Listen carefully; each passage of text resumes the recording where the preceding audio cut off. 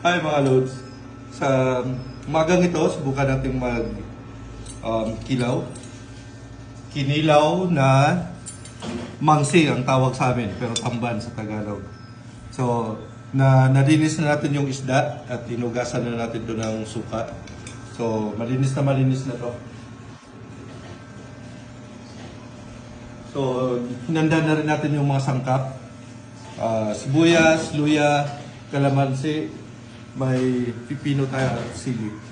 So, lagyan na natin. Umpisa na natin. Lagyan natin ng asin.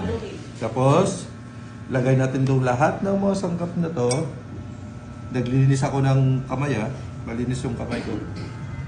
So, lagay na natin lahat. Ito lang, simple lang. Ito ang tinatawag na kilawing Bisaya. So, lagyan natin ng maraming sangkap kasi konti lang isda. So, yun, sili. Lagay na natin lahat. Halo na natin. Kunti lang din prepare natin isda kasi sabi, ilan lang kami magkilaw.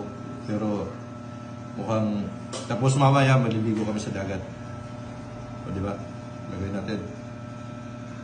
Huwag kayong mag-alala. Nagugas ako ng kamay pagkatapos ko maglinis ng isda. Tapos, lagay natin yung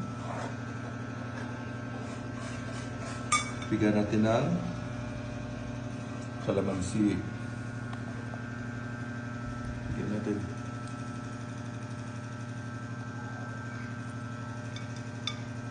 Mukhang matagal na rin ako hindi na kilaw. So, try natin. Tapos, lagyan natin ng ubus natin para masin. Tapos, lagyan natin ng suka. Ito ang dadala ng dito, yung suka. Pagkatapos nyan, ay mix na natin. O, di ba? Yun. Go! Ito ang kilawin na pagkatapos mong kumain ito, makakalimutan mo yung pangalan mo. O, diba?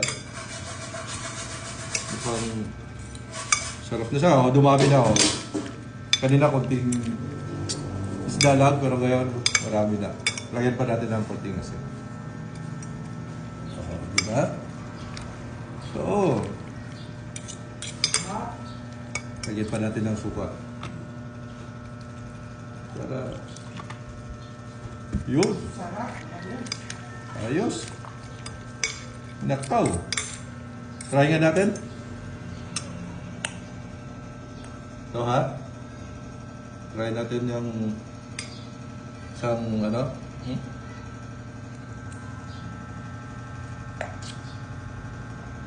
napakasarap. Kain kayo mga lods.